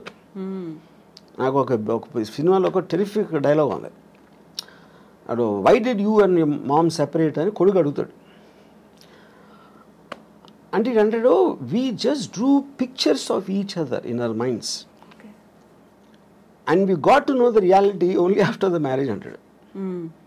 ఎందుకంటే ముందు మీ ఊహల్లో ఉంటుంది ఆ లవ్ అనే ఒక ఫీలింగ్, ఒక మత్తుమంది లాంటిది. దాంట్లో you don't want to see the reality at any given time, you know. So ఆ రియాలిటీని చూడకుండా ఉంటే మీ కలది బేసిక్గా. తనది వాళ్ళిద్దరూ కలిసినప్పుడు మంచిగా మాట్లాడుకోండి, ఇద్దరు దే ట్రై టు అట్రాక్ట్, ఇద్దరు they try to be on their best behaviour. అది మీరు ఆ టైంకి చేయగలుగుతారు. కానీ మ్యారేజ్ అయ్యాక ఎప్పుడైతే ఒకే ఇంట్లో పడుకుని లెగిసినప్పుడు అదే ఇంటెన్షన్ సస్టైన్ చేయటం అనేది ఇంపాసిబుల్, ఎవరి వల్ల కాదు. That is when the passion starts getting killed. ఇప్పుడు మనం మాట్లాడుకున్నంత ఈజీనా రాము గారు? ఈ ఎమోషన్స్ ఇవన్నీ ఉంటాయి, ఇన్వాల్వ్ అయినవి, రెస్పాన్సిబిలిటీస్ ఉంటాయి, ఒక ఫ్యామిలీ అనేది ఉంటుంది, అయిపోయింది వీఆర్ గెటింగ్ సెపరేటెడ్ అనేది చాలా ఈజీగా, నిన్నటిదాకా ఏం జరిగింది అంతా మర్చిపోదాం, ఇప్పుడు ఫ్రెష్గా ఎవరి జీవితాలు వాళ్ళు స్టార్ట్ చేసుకుందాం, అంత ఈజీ అంటారా? ఈజీ కాకపోతే ఏంటంటే వాట్ ఈస్ ద సొల్యూషన్ అండి? ఏం చేయాలి అప్పుడు? ఏం ఇడిపోతుంది. ఇంక ఫస్ట్ ఆఫ్ ఆల్ బయట వాళ్ళు సలహాలు ఇస్తారు, మన ఫ్యామిలీ ఇది అలా అలా కాదురా, ఇందాక చెప్పాను కదా, ఆ సలహాలు ఇచ్చేవాళ్ళ దగ్గర ఆడికి నోరు ఉంది కాబట్టి ఇస్తున్నాడు, వాడు అనుభవించట్లా. అనుభవించేది వీళ్ళిద్దరే. ఈ ఇద్దరిలో కూడా ఒకళ్ళే ఉండొచ్చు కూడా, ఈవెన్ దెన్.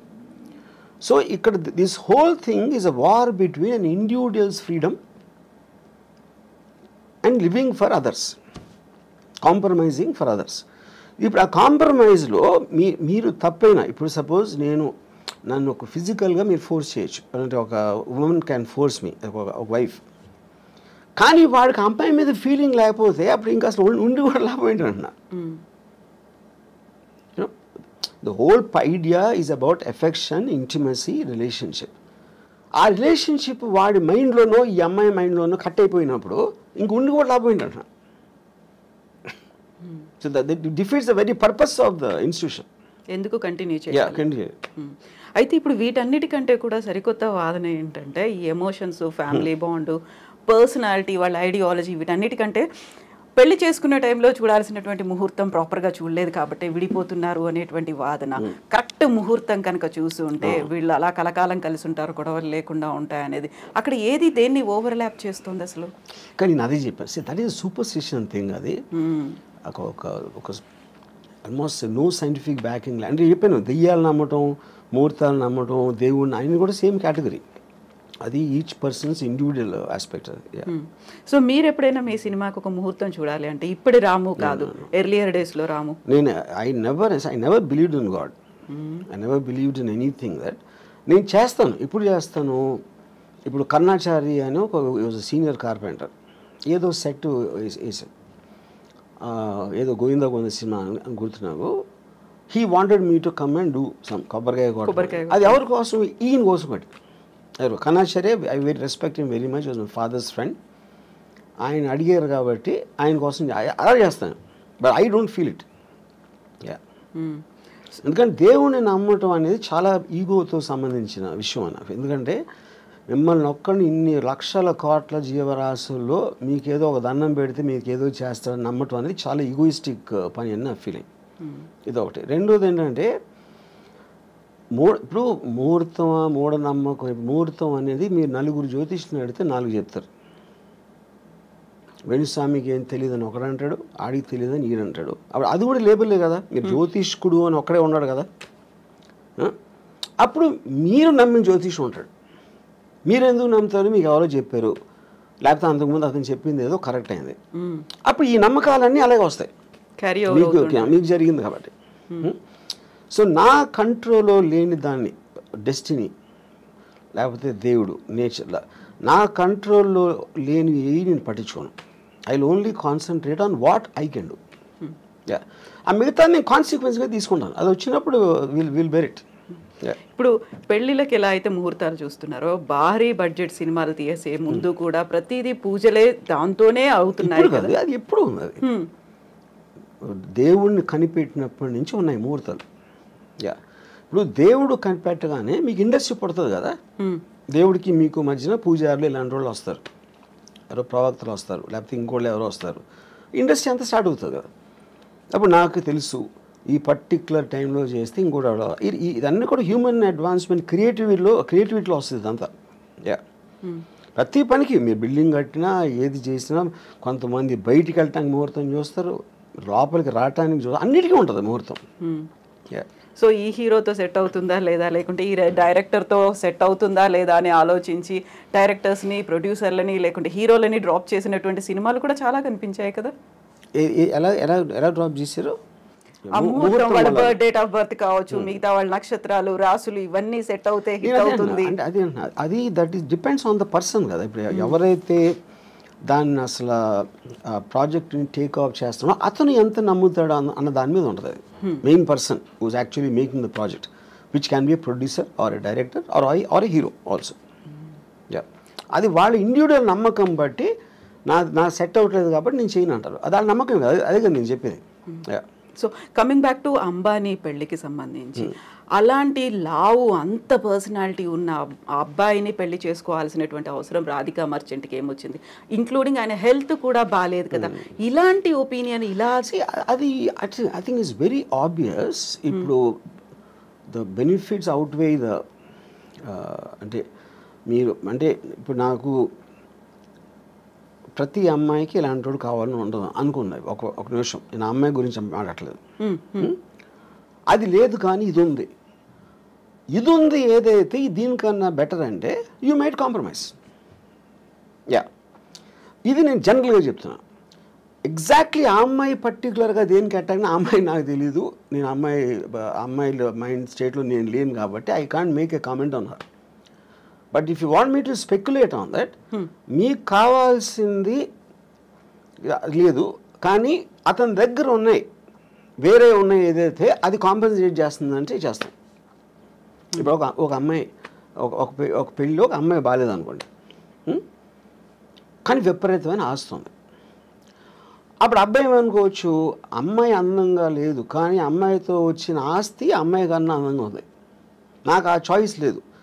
వీడికి కావాల్సిందేంటి, అమ్మాయి అందంగా ఉండాలి, ఆస్తి ఉండాలి అనే ఆప్షన్ దొరకనప్పుడు ఇక్కడ మీకు ఆస్తి ఎక్కువ అమ్మాయి ఎక్కువ అనేది వస్తుంది సజెషన్. వెయిటేజ్ దేనికి ఎక్కువ. తర్వాత దానికోసం ఆడు అదేంటి అమ్మాయి అందాన్ని సాక్రిఫైస్ చేసి ఆస్తి అనుభవిద్దాం అనుకోవచ్చు, లేకపోతే ఇంట్లో ఉంచి నేను వేరే అమ్మాయిలతో ఉంటాను అని ఆడు ఇంకో ప్లాన్ చేసుకోవచ్చు, రకరకాలు ఏదైనా అవ్వచ్చు. But the point is all of us we will choose the options available to us. ఒక పేద ఇంటి అందమైన అమ్మాయి భార్యగా కావాలా, లేకపోతే చాలా రిచ్ పర్సన్ అందం లేని అమ్మాయి కావాలా అనేది అప్పుడు మీరు దేనికి ఎక్కువ వాల్యూ ఇస్తారన్న దాని మీద ఆ ఇండివిజువల్ మీద డిపెండ్ అవుతుంది. సో ఇప్పుడు నాగ చైతన్య శోభిత మ్యారేజ్కి సంబంధించి కూడా ఎన్ని స్పెక్యులేషన్స్, అంటే వీళ్ళిద్దరి వల్లే సమంత కూడా విడాకులు తీసుకుని పోయింది, తను దూరం అవడానికి కూడా శోభితనే కారణం, ముందు నుంచి కూడా వీళ్ళకి రిలేషన్స్ ఉన్నాయి అనేది. సో రెండు రకాల వాదనలు, ఒకవైపు నాగ చైతన్య గురించి మాట్లాడే వాళ్ళు సపోర్ట్ చేస్తూ, సమంత గురించి మాట్లాడే వాళ్ళు సపోర్ట్ చేస్తూ, ఇదంతా ఓన్లీ వాళ్ళ ఫ్రీడమ్. సో ఇప్పుడు వీళ్ళందరూ కూడా they doing it for entertainment. ఆ ఇష్యూ అనేది కేవలం ముగ్గురికి సంబంధించింది, Chaitanya, Samantha and of course Sobhita garu. You know బయట వాళ్ళు మాట్లాడితే అందరూ మాట్లాడతారు, పొద్దున్న లేస్తే మనం మాట్లాడకుండా ఏంటి చేసేది. కొంతమంది ఇండివిజువల్గా మాట్లాడచ్చు, కొంతమంది మీడియాలో మాట్లాడచ్చు, కొంతమంది ఇందాక చెప్పారు కదా వాడు స్వామి వాడేదో ఒక ప్రిడిక్షన్ ఇవ్వచ్చు, ఇలా రకరకాలు ఉంటారు. అదంతా కూడా సోషల్ ఎంటర్టైన్మెంట్. డైరెక్ట్లీ ఎఫెక్ట్ అయ్యే పీపుల్ ఆ ముగ్గురి. ఆ ముగ్గురు ఏమనుకుంటున్నారు మనకు తెలియనప్పుడు దాని మీద మీరు ఎంటర్టైన్మెంట్ కోసం చేయండి, మనకు సంబంధం లేదు. సో ఇప్పుడు నాగార్జున గారు మీకు చాలా క్లోజ్, పెళ్ళికి పిలిచారనుకోండి వెళ్తారా? నాగార్జున కూడా పిలవడు ఇప్పుడు రారు అని అర్థం ముందు నుంచి. నాకు పెళ్ళిళ్ళకి వెళ్ళటం one of the biggest issues ఏంటంటే అందరు నవ్వుతా మాట ఏం చేస్తున్నారు ఈ మధ్యన. నాకు అలాంటి కైండ్ ఆఫ్ ఫార్మల్ కాన్వర్జేషన్స్ అంటే నాకు చాలా చిరాకు పడుతుంది. అందుకని అలాంటి ఈవెంట్స్కి వెళ్ళను నేను ఎప్పుడు. నేను పెళ్ళిళ్ళకి అదే చావులు కూడా వెళ్ళను, సేమ్ పెళ్ళిళ్ళకి చావులకి రెండు ఒకటే నా దృష్టిలో. చావుల్లో కూడా అందరూ మాడిమోహం పెట్టుకుని ఎలా పోయారు ఏంటో అసలు ఇప్పుడు అనుకోలేదండి, ఈ డైలాగులు అన్నీ అనాలి, సేమ్ స్టాండర్డ్ డైలాగ్స్ ఉంటాయి. అందుకని ఈ రెండు పెళ్ళిళ్ళకి చావులకి ఎప్పుడు వెళ్ళాం. స్ట్రాంగ్ స్టేట్మెంట్ కదా. సాంగ్ అంటే నా ఫీలింగ్ అది.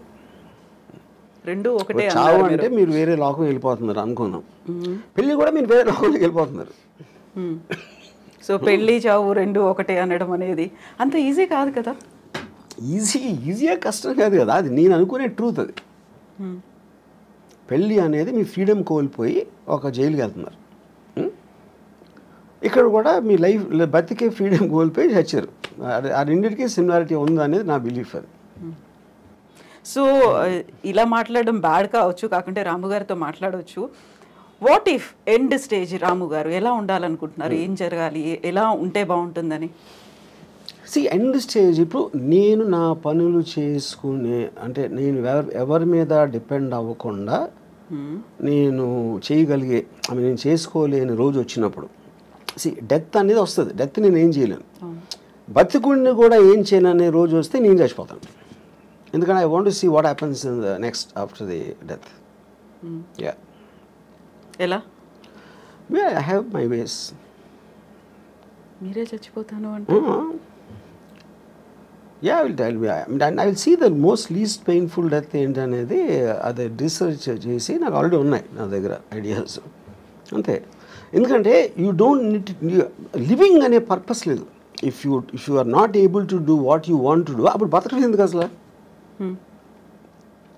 ఊరికనే చెట్టులాగా హాస్పిటల్ బెడ్ మీద ఉంటాం, అదే కదా point. You know, so if you are not enjoying your life, you have no reason to live. ఇది ఇంకొక ఎక్స్ట్రీమ్ కదా, చాలా ఈజీగా పోవచ్చు, లేకుంటే ఇలాంటి పెయిన్ఫుల్ అనేది లేకుండా. ఎక్స్ట్రీమ్ అనేది ఏమి ఉండదు, ఎవరి థాట్ అలా ఉంటుంది. మీకు ఎక్స్ట్రీమ్ అయింది అనేది నాకు చాలా న్యాచురల్ అనుకోవచ్చు. Extreme is by definition is one persons perspective another person, అంతే కదా. ఎక్స్ట్రీమ్ అంటే ఇప్పుడు మీ దానికి ఉన్న దానికన్నా ఇంకా ఎక్కువ డీపర్ ఇంటెన్సిటీతో నమ్ముతూ ఉంటే అది ఎక్స్ట్రీమ్ అవుతుంది. ఇప్పుడు టెర్రరిస్ట్ ఉన్నాడు, ఎక్స్ట్రీమ్ అని ఎందుకు అంటాం ఎక్స్ట్రీమిస్ట్ అని? వాడి కోపాన్ని అంత నిర్వహించబడుతున్నాడు, చంపేస్తున్నాడు, బాంబులు పెడుతున్నాడు. అది మీరు చేయరు. మీరైతే మా అయితే తిడతారు, మా అయితే కొడతారు, లేకపోతే మా అయితే అరుస్తారు. వాడు దానికి వెళ్తున్నాడు. ఇలాంటితో వర్కౌట్ అవ్వని ఆడు నమ్ముతున్నాడు. కానీ ఎక్స్ట్రీమిస్ట్ ఎవడు? వాడు ఎక్స్ట్రీమిస్ట్ అనుకోడు కదా, వాడు నమ్ముతూనే చేస్తున్నాడు అది. యా, సో పెయిన్లెస్గా ఉండాలి, ఈజీగా స్మూత్గా ఉండాలి అంటే రీసెర్చ్ చేస్తున్నారు. యా యా యా అందులో సూసైడ్ కూడా ఉందా? సూసైడ్ అని కావాలి కదా, లేకపోతే మీరు ఇన్ఫ్లిక్టింగ్ ఆఫ్ పెయిన్లెస్ అనేది మీరు అనుకునే పర్పస్కి ఎంత సింప్లిస్టిక్గా ఎంత స్మూత్గా జరగాలని చూస్తారు. అది బిజినెస్ అవ్వచ్చు, లేకపోతే any decision you are making, you want to make the effort lesser to get the maximum result. అప్పుడు డెత్ అనేది మీకు రిజల్ట్ కావాలి అనుకున్నప్పుడు డెత్లో ఒక పెయిన్ ఆస్పెక్ట్ అనేది ఎంతో కొంత ఉంటుంది. మేబీ ఆ ఎంతో కొంత దాన్ని రెడ్యూస్ చేయడానికి you will use your knowledge and your thinking. Yeah, so ఎప్పుడు నేను ఆ లాస్ట్ స్టెప్ తీసుకోవాలి అనేది ఏ స్టేజ్లో నేను చెప్పాను కదా, when I can do, when I have to depend on somebody else, that is the last stage for me. Yeah, it is not about the age. ఇప్పుడు సపోజ్ నాకు ఇప్పుడు మీ స్టూడియోకి ఇంటర్వ్యూకి వచ్చాను, ఇప్పుడు వెళ్తా ఒక యాక్సిడెంట్ అయిపోయి నా కాళ్ళు పోయినాయి అనుకోండి for example. So I might do it now only. లేదా నాకు 80 years 90 years వచ్చినా కూడా నేను ఇంకా చేయగలుగుతున్నాను అంటే I might not do it. So the point is not about the age, it's about your fallibility. So మనం డొనేషన్స్ వీటన్నిటి గురించి మాట్లాడుకున్నాం. ఇలాంటి సడన్ డెత్ ఏదైనా వచ్చింది అనుకున్నప్పుడు నా హార్ట్ డొనేట్ చేయండి, లేకపోతే నా ఐస్ డొనేట్ చేయండి, నా కిడ్నీస్ డొనేట్ చేయండి, ఇలాంటి జీవన్ దాన్ అనే కాన్సెప్ట్ వచ్చింది కదా. చనిపోయిన తర్వాత కూడా నలుగురిలో బతికుండొచ్చు, ఈ లోకాన్ని చూడొచ్చు అనే కాన్సెప్ట్ రాము గారికి అనిపించింది. నేను ఎందుకు చేయనంటే ఇప్పుడు see there is nothing in life which is uncertain, which is certain. మనది అయిపోయింది కదా, మన బాడీయే కదా. ఇప్పుడు సపోజ్ నెక్స్ట్ బర్త్ ఉందనుకోండి, నెక్స్ట్ బర్త్లో ఇప్పుడు పుట్టుగుడ్డోళ్ళందరూ ఎవరైతే గుడ్డిగా పుడతారో వాళ్ళందరూ లాస్ట్ బర్త్లో డొనేషన్ ఇచ్చారేమో నాకు ఒక అనుమానం. అప్పుడు దేవుడి దగ్గరికి వెళ్ళి ఇచ్చావు కదా, ఇప్పుడైతే నెక్స్ట్ బర్త్ నువ్వు నీ కళ్ళు లేని కూడా పడతావు అని చెప్పారు అనుకోండి, అరే అమ్మా అని నేను డిసప్పాయింట్ అవుతాను కదా. అందుకని అలాంటి ఛాన్స్. ఇంకోటి ఏంటి, I'm not an అల్ట్రూయిస్ట్, I don't live for others. నా కోసమే బతుకుతా, అన్నీ నేనే తీసుకెళ్ళిపోతాను. కాకుంటే ఇప్పుడు కళ్ళని దానం చేయమన్నప్పుడు వచ్చినటువంటి ఒక యాడ్ అనేది ఉంది, నెక్స్ట్ జన్మలో మీ కళ్ళతో ఈ ప్రపంచాన్ని చూడొచ్చు, అందమైన ప్రపంచాన్ని చూడొచ్చు అనేది. కళ్ళు అనేది it's a device. The only thing which perceives everything is the brain. బ్రెయిన్లో కూడా ఉన్న కాంప్లెక్స్ బ్రెయిన్ మ్యాటర్ కాదు కదా, దేర్ ఇస్ బ్రెయిన్ అనేది యాక్చువల్లీ ఒక ఎగ్జాక్ట్లీ మీ కళ్ళు రిజిస్టర్ చేస్తున్నాయి, దాన్ని బ్రెయిన్ పర్సీవ్ చేస్తుంది. Every kind of a sense you have, whether it is your hearing or whether it's your touch or your vision, all of them are functions of the brain, of the mind, which is a thought. And thought doesn't have form. So ఆ thought అనేది మనకి ఇప్పటివరకు తెలియదు అదేంటో అసలు exactly why does a bunch of thoughts and feelings should have a human body అనేది నా one of the biggest questions నాకు అది. సో అప్పుడు అది దానికి లేనప్పుడు మనకు అంత అన్సర్ట్ అయినప్పుడు ఉన్నవన్నీ ఎందుకో మంచిదని తీసుకెళ్ళిపోవడం బెటర్ నాతోనే. అందుకని నేను డొనేట్ చేయను. దెన్ వాట్ అబౌట్ డబ్బు? ఇప్పటిదాకా సంపాదించిన డబ్బుని ఏం చేస్తారు మరి? అది మీతో రాదు. No of course whatever might not have any value నేను కూడా తీసుకెళ్ళాను కదా. అవును, తీసుకెళ్ళలేరు. నా బాడీ అంటే నేనేంటి మా అయితే నేను ఒక బిల్లో రాసి ఇక్కడ డొనేట్ చేయండి అని అలాంటివి చెప్పొచ్చు. అదే నేను డబ్బు కూడా చేయొచ్చు. అది చేయకపోయినప్పుడు they will send me as it is. But money and this మీరు చెప్పకపోయినా సరే it will rightfully go to whatever the legal aspect of the hereditary laws ఏదైతే ఉన్నాయో దానికి వెళ్తుంది. So I'm not in control of that. నేను బతికున్నప్పుడే ముందే నేను అనుకుంటే ఇస్తాను. అది ఎలా చేస్తారు కదా, చాలామంది చేస్తారు. వాళ్ళు దానాలు ఇవ్వచ్చు, ఎవరికో రాసేయచ్చు, ఏదో చేస్తారు. Anyway that happens. సో ఇప్పటిదాకా మీరు ఏ దానము చేయలేదు, చెయ్యరు కూడా అస్సలు? బ్లడ్ డొనేషన్ దగ్గర నుంచి నెవర్. నా ఇష్టం వచ్చిన వాళ్ళకి నేను ఐ గివ్ మనీ. జనరల్ పీపుల్కి నేను they have to have some connection to me. If they are in need మిమ్మల్ని అడిగారు అంటే, if they are in need మిమ్మల్ని అడిగారు ఆ టైం అంటే నాకు వాళ్ళ మీద ఫీలింగ్ బట్టి అడిగారు కాబట్టి ఇవ్వడం అనేది ఉండదు. అంటే ఇప్పుడు సపోజ్ ఒక అంటే ఇప్పుడు డొనేషన్ ఎప్పుడు మీరు ఒక వికలాంగులు లేకపోతే పేదలు లేకపోతే మన ఏమంటారు దాన్ని ఎయిడ్స్ అంటే ఎయిడ్స్ వచ్చినప్పుడు చెప్తున్నాను. అంటే I'm just what ever comes to my memory అలాంటి ఆస్పెక్ట్స్లో. ఎందుకంటే ఒక జాయిలు ఉండాలి, ఒక ప్రజలకు సేవ చేసే. ఇప్పుడు నేను సేవ చేసేది కేవలం అందమైన అమ్మాయిలకి. ఇప్పుడు నేను ఒక పర్టికులర్ టైంలో నేను ఒక అమ్మాయి నేను మాట్లాడుతూ ఉంటే అమ్మాయి ఢిల్లీ నుంచి వచ్చింది. తను ఆప్ పార్టీ మన కేజ్రీవాల్ అరెస్ట్ గురించి మాట్లాడతాను. నేను వేసుకున్న డ్రెస్సు చాలా అందంగా ఉన్నావు. నేను అది అనుభవిస్తున్న టైంలో నువ్వు కేజ్రీవాల్ అరెస్ట్ గురించి మాట్లాడతావు. అలా కేజ్రీవాల్కి నాకు సంబంధం ఏం లేదు. అప్పుడు ఆ టాపిక్ మూలాన నేను ఆనందించే ఆస్వాదన తగ్గిపోతుంది, అది డిస్టర్బ్ చేస్తుంది. అప్పుడు నీకన్నా కేజ్రీవాల్ నాకు ఎందుకు ఇష్టం అవ్వాలి, నువ్వెందుకు అనుకుంటున్నావు నాకు చెప్పాను. ఇప్పుడు ఇక్కడ పాయింట్ ఏంటి, she is concern about Kejriwal. లేకపోతే ఢిల్లీ పబ్లిక్ ఏమవుతారు, బీజేపీ వాళ్ళు ఏదో మోసం చేస్తున్నారు, బీజేపీ వాళ్ళు కొట్టబానుతున్నారు, ఇది అది అని చెప్తే నాకు బీజేపీ సంబంధం లేదు, కేజ్రీవాల్ లేదు, ఢిల్లీ ప్రజలు కూడా లేదు, కానీ నువ్వంటే ఉంది. అప్పుడు ఎవరి మీద నాకు ఇష్టం, మీకు వికలాంగ ఇష్టం అన్నప్పుడు నాకు అందరినీ నమ్మ ఇష్టం. I'm just trying to give an example. So అప్పుడు నేను ఒక అమ్మాయి అందాన్ని కెమెరాలో బంధించడానికి నేను లక్షలు ఖర్చు పెడతాను. అదే లక్షలు వాళ్ళకి ఇవ్వచ్చు కదా, స్కూల్ కట్టేసేది కదా అంటే నేను చేయను.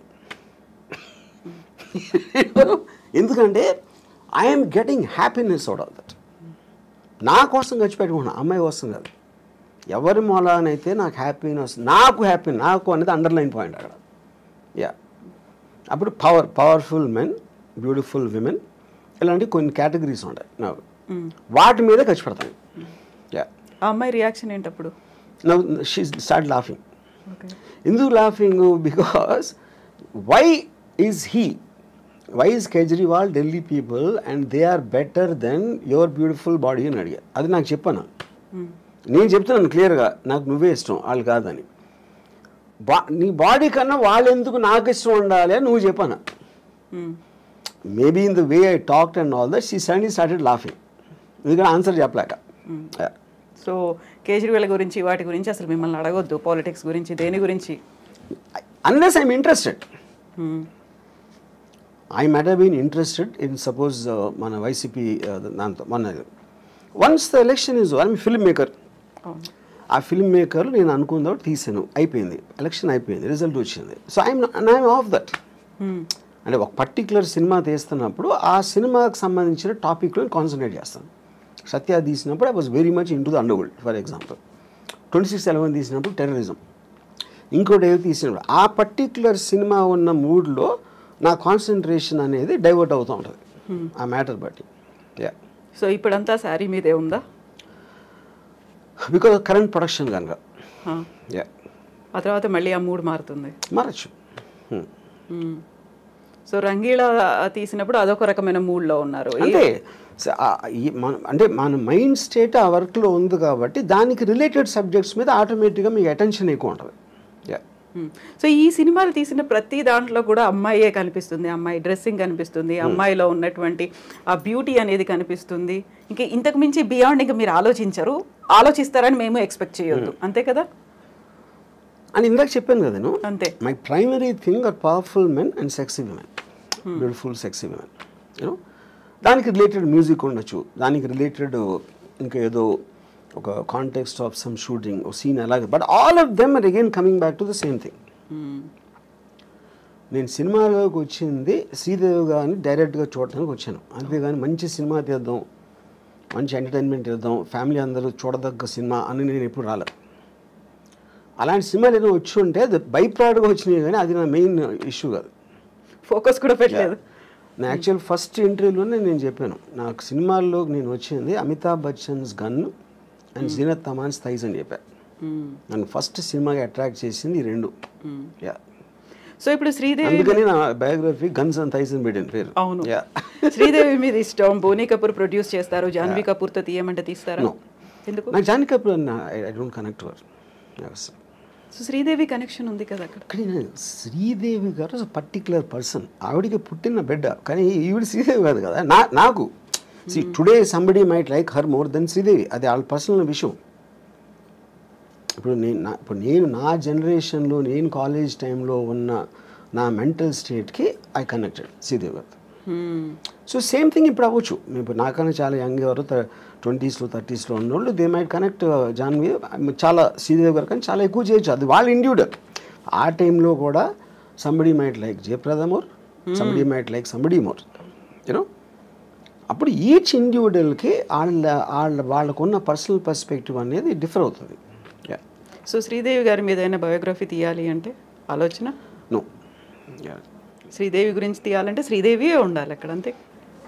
పాయింట్ అది కూడా కాదు. అంటే ఇప్పుడు శ్రీదేవి గారి లైఫ్ హిస్టరీ అంటే నేను I want her to be a beautiful image in my mind. అలాగే ఉంది. బ్యూటిఫుల్ ఇమేజ్ అనేది నేను ఇష్టపడతాను, కానీ ఆవిడ వెనకాల కష్టాలు, అదేమైంది ఇదేమైంది ఏదో సూసైడ్ అంటే I don't want do that. I don't want get in to that space ఉంది. ఎందుకంటే ఒక పుట్టడానికి ప్రతి ఒక్కడికి ఒక అంటే నేను అంటే ఇప్పుడు నా ఏజ్లో వెనక చూసుకుని ఏమేం చేశాను లైఫ్లో, ఏమనుభవించాను అని ఒకసారి చూస్తే శ్రీదేవి గారు one of the big reason. అలాగే జయసుధ గారు is very big reason. Bruce Lee was a big reason. Ayn Rand is a big reason. వీళ్ళందరి ఎగ్జిస్టెన్స్ వల్లనే నా లైఫ్కి ఫుల్ఫిల్మెంట్ వచ్చింది. వీళ్ళని తీసేస్తే నా లైఫ్ బ్లాంక్. అసలు నేను వెనక్కి తిరిగి చూసుకుంటే కొంతమంది వ్యక్తుల్ని తీసేస్తే my life is a full blank. But so the people influence me. వాళ్ళు నాకు ఆనందం ఇచ్చారా, ఎక్సైట్మెంట్ ఇచ్చారా, మోటివేషన్ ఇచ్చారా, లేకపోతే ఒక పాత్వే చూపించారా, ఇవన్నీ కూడా వీళ్ళందరూ చేశారు. దాంట్లో she is a very important person. Yeah.